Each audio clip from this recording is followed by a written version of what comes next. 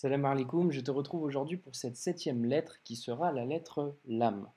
La lettre lam en arabe se prononce comme le L en français qu'on retrouve dans ballon par exemple. Et elle se présente sous cette forme. Donc elle fait penser d'ailleurs un peu à un hameçon de pêche. Je la classe également dans les grandes lettres. Donc c'est la lettre lam et fait partie des grandes lettres comme le kaf qu'on a vu précédemment.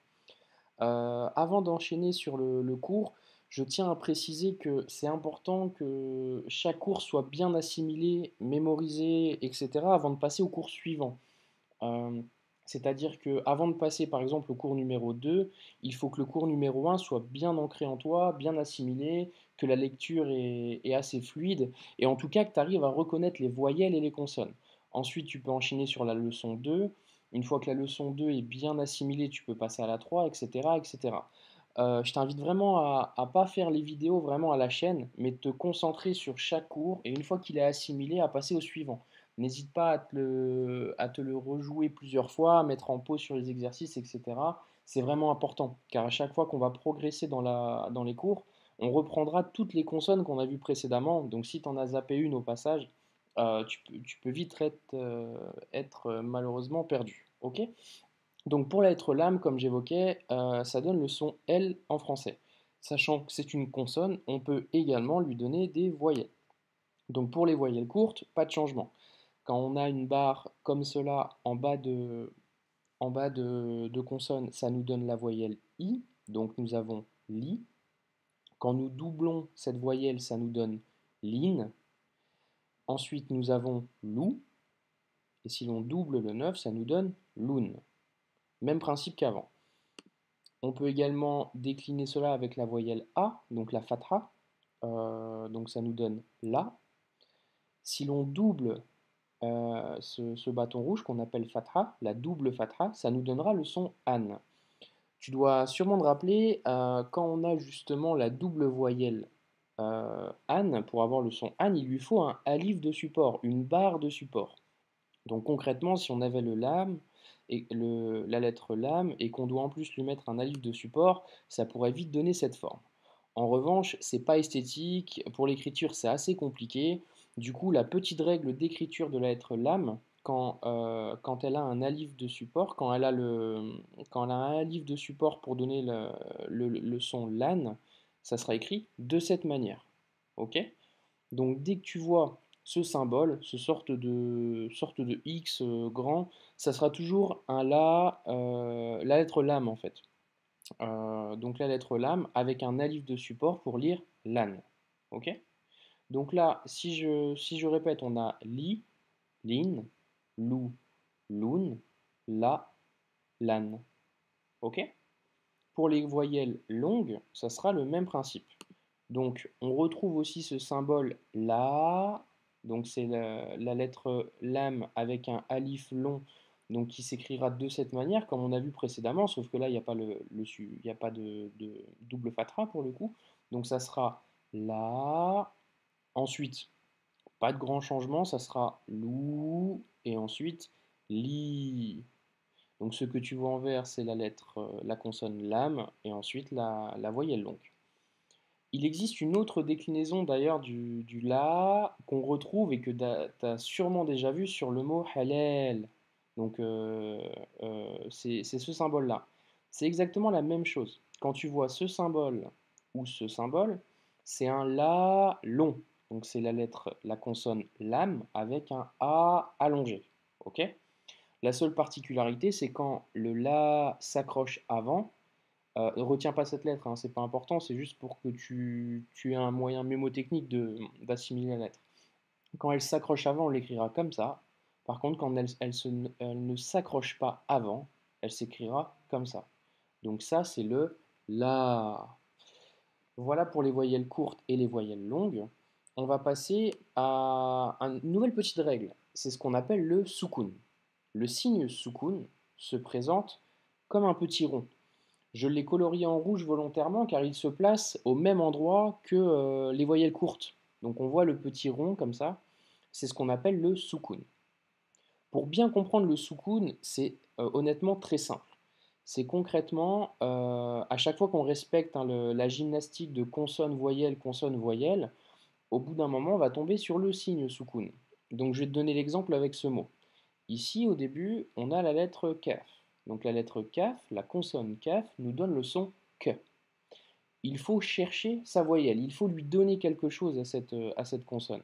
Donc ici, on a le petit 9 qui nous donne la voyelle ou, donc ça nous donne kou. Ensuite, nous avons la lettre lam qui nous donne le son l. Ok. En revanche, quand il y a soukoun, ça veut dire concrètement pas de voyelle. Donc, en lisant, ça nous donnera cool, cool. Ok? Donc c'est cette règle en fait, c'est-à-dire qu'on respecte toujours consonne, voyelle, consonne, voyelle. Par contre, quand il y a un petit rond, ça veut dire suppression de la voyelle, on lit juste la consonne. Donc dans l'exemple, ça donne cool. Je t'ai mis un autre exemple ici. Donc ici, hein, pour respecter la lecture, la consonne, c'est la consonne ta. Nous cherchons sa voyelle, c'est le i, ça nous donne ti. Ici, c'est la lettre kaf, donc le son k, ça nous donne donc tic. Même chose ici, tac, tic, tac. Donc on voit hein, sur les lettres kaf, ici, il y a un soukoun de présent, ça ne lui donne pas de voyelle, tout simplement. C'est juste absence de voyelle, on s'arrête à la consonne. Donc je t'ai mis un moyen mémotechnique ici aussi. Le signe soukoun indique l'absence de voyelle. On ne prononce que le son de la consonne. Donc ici, cool. Et ici, tic, tac. Si tu as assimilé ce principe avec le nouveau signe soukoun, on peut passer tout de suite à l'exercice de lecture. Je te laisse comme d'habitude mettre en pause sur la vidéo, faire l'exercice tranquillement à ton rythme. Donc là, on reprend toutes les consonnes qu'on a vues précédemment, toutes les voyelles qu'on a vues précédemment, et on rajoute cette nouvelle consonne qui est la consonne lam, et on rajoute également le soukoun. Voici pour la correction la lecture. Donc ça nous donne cool, donc la lettre kaf avec le ou, kou, le lam avec un soukoun pardon, donc cool. Ensuite nous avons tic, tac. Ensuite nous avons douce.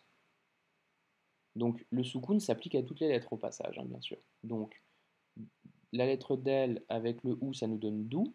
La lettre sin, lors de la précédente leçon, nous donne le son s. Donc ça fait douce. Ici nous avons dur. Ici nous avons rud. Même chose. Dès qu'il y a la soukoun, on s'arrête. Rud. Là, c'est le son de la lettre dal. Passons à la deuxième ligne. Nous avons rakala, bilalun, kalban. Donc je répète, rakala, donc là logiquement pas de difficulté. Il y a la lettre lam en fin de mot, donc la, avec sa consonne, sa voyelle pardon, courte. Ici nous avons bilalun, donc c'est le la ici long, qu'on retrouve dans halal, donc bilalun. Et ici nous avons kalbun, ban, kalban, donc la lettre kaf avec le a, k. Ici, c'est un la, donc c'est une grande lettre. Kal. Ici, nous avons le lam avec un soukoun, donc kal. Et enfin, ban. Ban, car ici, je te rappelle, il y a le alif de support pour avoir la voyelle an. Donc, rakala, bilalun, kalban. Ensuite, nous avons l'abissat, donc l'abissat, l'abissat. Dari sitaran. Labisat. Dari sitaran. Et enfin, dernière ligne, nous avons libasun. Un vêtement au passage, mais le vocabulaire j'y viens après.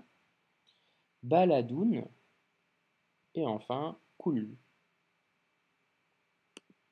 Un autre petit exercice de lecture, tu peux également mettre en pause, ça va reprendre certains mots qu'on a vus précédemment, et juste pour voir si tu as bien tout assimilé. Je te laisse faire l'exo, et donc passons à la correction. Donc ça nous donne Rakala, Bilalun, Kalban.